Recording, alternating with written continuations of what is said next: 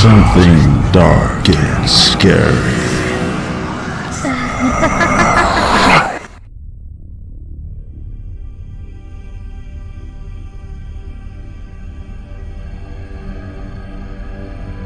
Donald Wiley, town treasurer, said he saw one of the victims peering through a window on the 4th floor. He was so shaken by what he saw staring back at him that he could scarcely speak. He tried to draw a sketch of what frightened him, but when he put pen to paper, his hand trembled so badly that he couldn't produce a proper portrait.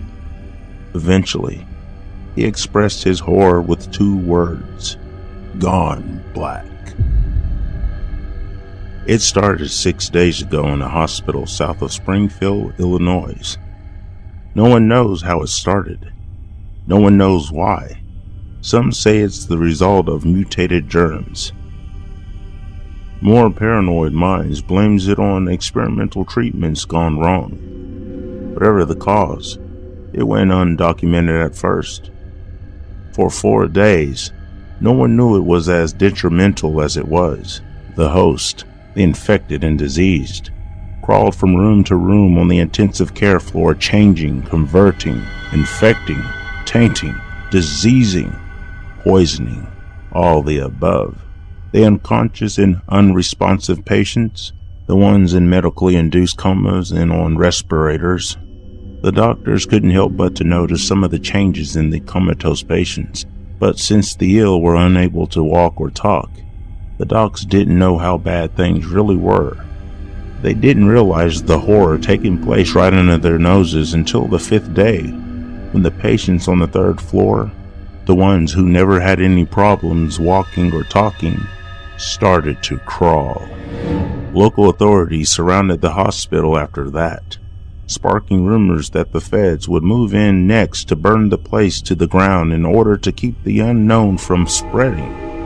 Aside from the doctors, nurses, interns, and aides ignoring the hypocritic oath they took, who fled the hospital as soon as they realized they were in danger, the cops let no one in and no one out. Ben Schofield's nephew, Danny, 13 and suffering from leukemia, was on the 2nd floor in the children's ward with the other convalescing kids when the hospital went into lockdown. That's when Ben Schofield snuck in on the 6th night. Hospital smell, a nauseating mix of sick antibacterial cleaning solution and death, converged upon Ben's nostrils like worms on a corpse when he snuck inside. Darkness ruled the long, tiled corridors. The overhead lights were out, the bulbs busted, but electricity still flowed through the building, which kept the emergency lights from flickering to life. If only Ben had thought to bring a flashlight. He crept along the corridor, afraid to make too much noise. While he didn't truly know what Donald Wiley meant when he used the words "gone black" to describe what he saw peering out the hospital window, Ben understood that it was really bad. The doors up and down the corridor were closed.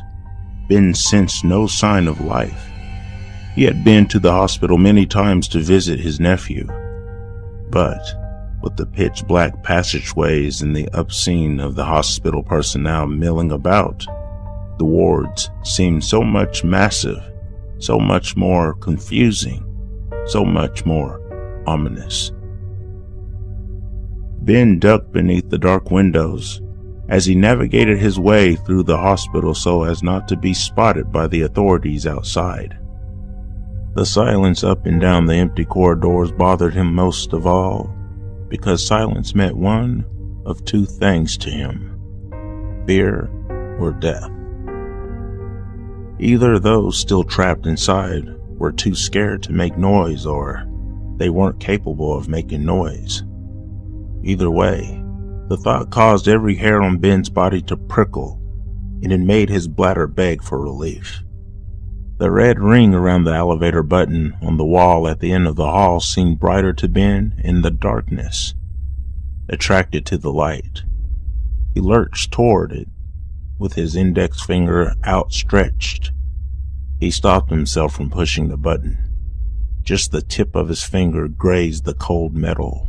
Not only would the elevator make noise, but it occurred to him that it could be a trap. Who's to say what lurked on the other side of the incapacitating doors? He turned to his left in search of the stairs instead. The stairs sign, hanging by wires from the ceiling, was barely visible in the darkness. Creeping along as cautiously as he could, Ben opened the stairwell door and listened. The silence inside screamed at him. One surviving light bulb, maybe 3 or 4 stories up, flickered, casting weak rays of intermittent light down on the ground floor. Fearful yet resolute, Ben stepped inside and carefully pulled the door closed behind him. But his nerves and the unease in the pit of his stomach intensified the pain in his bladder. If he kept going, he'd ruin his Levi's. Not that he was concerned with the welfare of his jeans.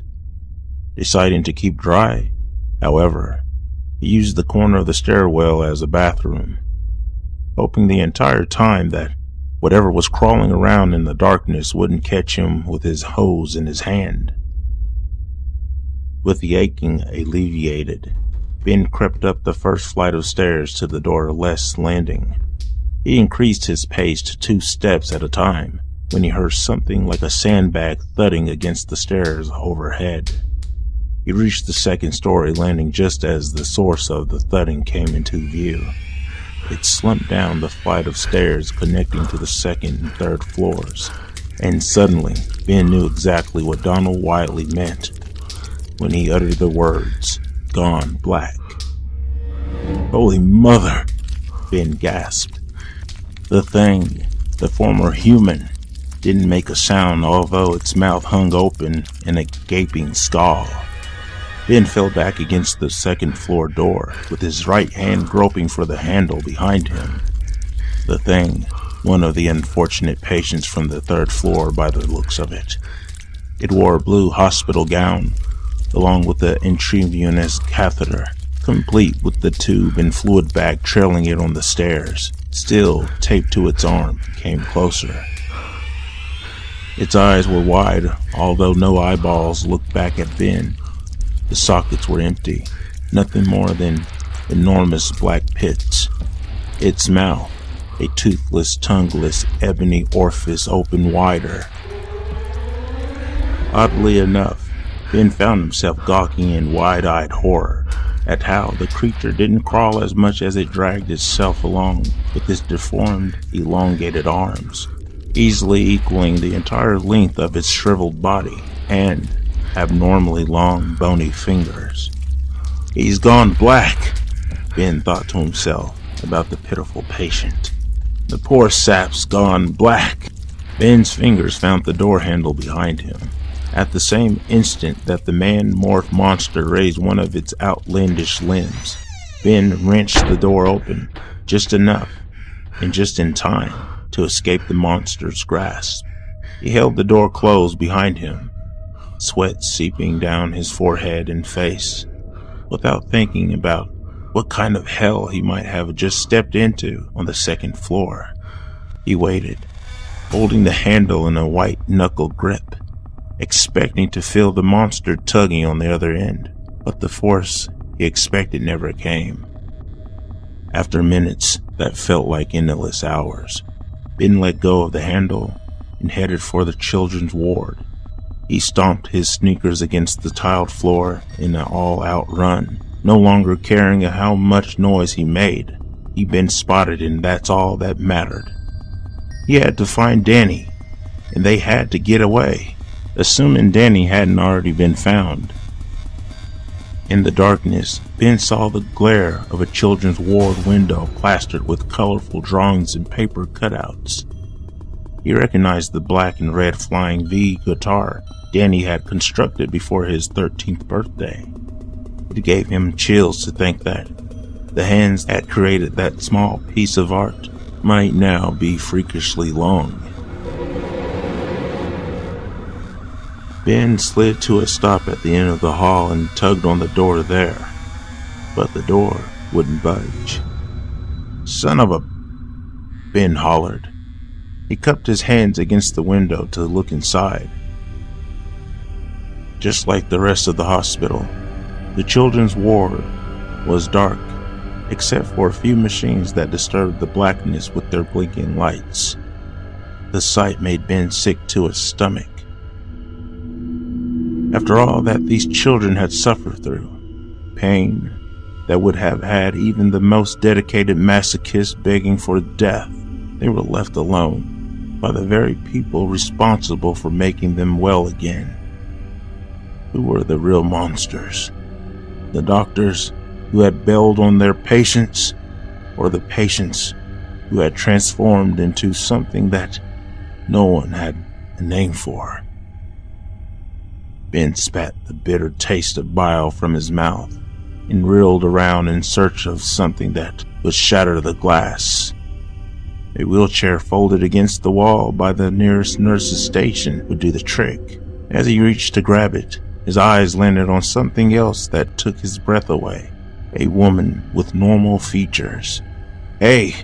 Ben hollered at the woman lying on the floor beneath the counter of the nurse's station, relieved to see another human without black pits for eyes or an unhinged jaw. The absurdity of the woman's position didn't immediately occur to him. She was flat on her back, her eyes closed. "Hey," Ben said again, dropping to his knees beside her. "Wake up." He leaned closer to read her name tag. "Wendy, I need you to help me." He shook her by the shoulders, and that's when he realized that something wasn't right. Her flesh was cold, her eyes didn't open, and her lips didn't move.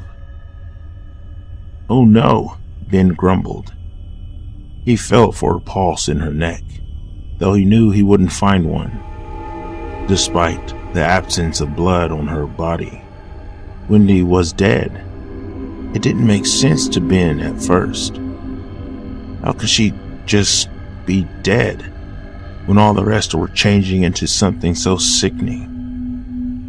Then he saw the syringe hidden behind her fingers, the needle still stuck in her side. "Suicide," Ben muttered, his hope fading. He turned away from the dead nurse and picked up where he left off. He grabbed the wheelchair by its handles and swung it with all his might at the window that looked in upon the children's ward. After 3 blows, a crack spread through the glass.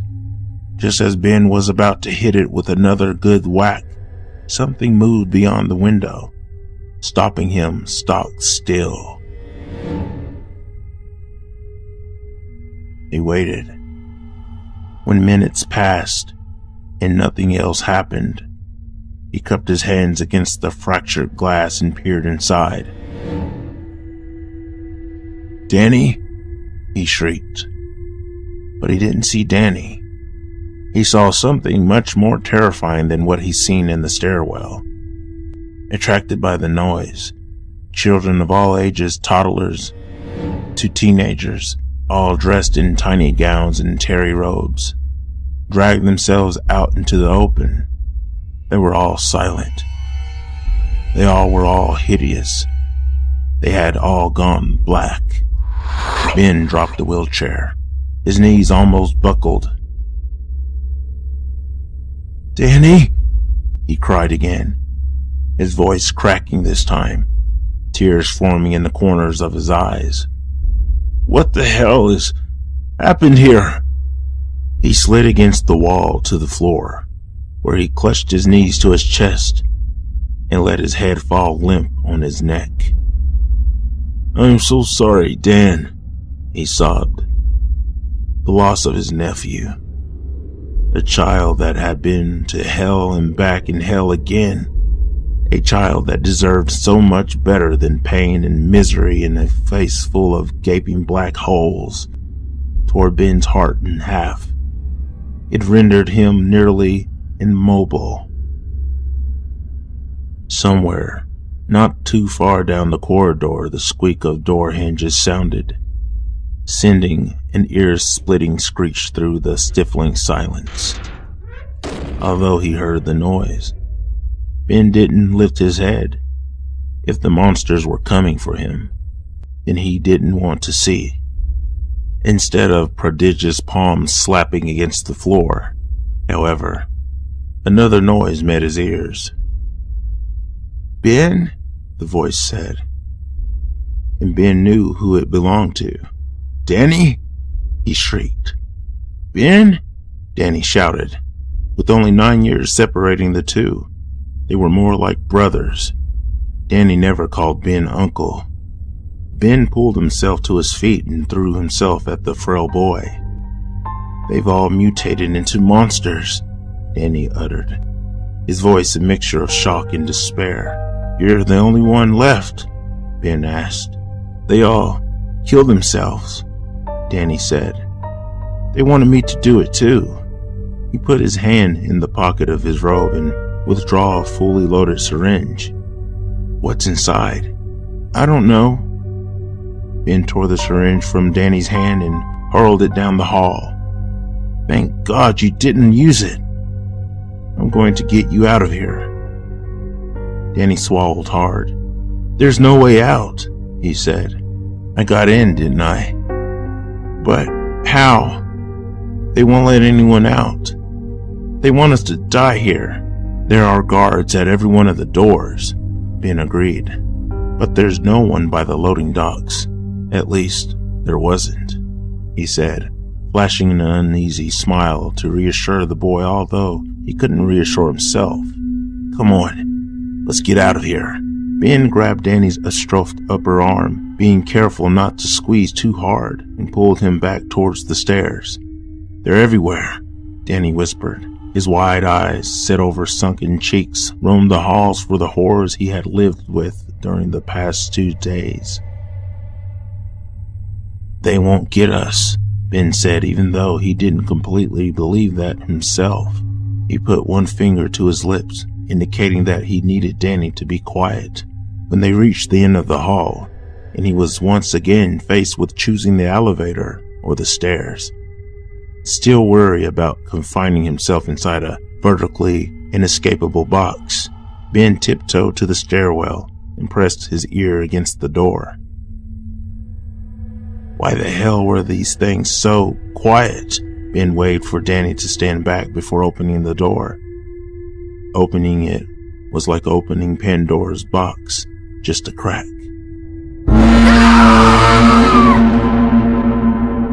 An oversized hand, long, bony, pale, and bulging with veins, shot past the doorframe in pursuit of Ben's ankle. Danny screamed. Ben threw his weight against the door. He could feel the bones in the monster's arm explode like an exoskeleton of a beetle under a boot. "Elevator!" Ben barked. Danny smacked the button on the wall, and the machine came to life. The glowing digits above the elevator door indicated that the lift had been stopped and waiting at the 6th floor. "Come on!" Ben groaned, bouncing on the balls of his heels in the anxious anticipation of the elevator. "Ben," Danny said in an empty whisper. He tugged on the tail of his uncle's shirt. When Ben turned around, he saw what took Danny's breath away. Coming down the corridor, dragging its shriveled shape straight toward them, was another patient gone black. This one, covered in scar tissue from third-degree burns. Ben swatted his hand at the elevator button several times in a row, as though pressing the button again and again would communicate to the machine that lives were on line. "Come on," he urged the lift. His eyes bounced back and forth from the numbers overhead to the monster gaining on them. "Ben," Danny pleaded. "We're gonna make it," Ben insisted. The number 4 flashed overhead. The monster's flesh squeaked against the waxed floor. The number 3 lit up. The monster reached the end of the hall, its empty expression never changing, its speed never increasing. It advanced at its own pace, confident that it would get what it wanted. "Ben!" Danny's voice quivered. He tugged hard on his uncle's shirt. "It's gonna be all right," he said, putting a reassuring hand on Danny's shoulder. "We're gonna make it." The worst part of it wasn't the fear or knowing what would become of them if the monster caught up. Worse was that the damn thing didn't make a sound. It just stared with its empty eyes and its cavernous mouth as it came closer. It didn't shriek or growl or hiss like the other worldly oddities in the movies. It was utterly silent, which made it all the more unnerving. Danny tried one last time to pull Ben away from the elevator, just as the monster lunged and the elevator dinged, the doors mercifully rolling open. At that, Ben scooped Danny up in his arms, and together they fell backwards into the elevator. The monster fell short in its attack. Ben hit the floor hard, causing the elevator to bob on its cables. Danny trembled in Ben's arms. "Close, damn you!" Ben hollered at the elevator doors, but they didn't close, and the monster crept closer. "No!" Ben screamed. He kicked the creature right in its extended jaw, but it was too late. The thing had already touched one of its extra long limbs to Danny's bare skin. It retreated, satisfied, just as the elevator doors closed. "Danny," Ben said, his voice shaking beyond his control. "Are you okay?" Danny's head bobbed as he turned to face Ben. He, however, wasn't nodding to reassure his uncle. His eyes were gone. His mouth hung open against his chest. Ben screamed upon trying to separate himself from the monster in his arms, but he had nowhere to go. The muscles in Danny's torso contracted, and his tongue disappeared somewhere down his throat, just as he tapped a far-reaching finger against his uncle's temple. By the time the elevator descended to the ground floor and the doors rolled open again, Danny and Ben had both gone black.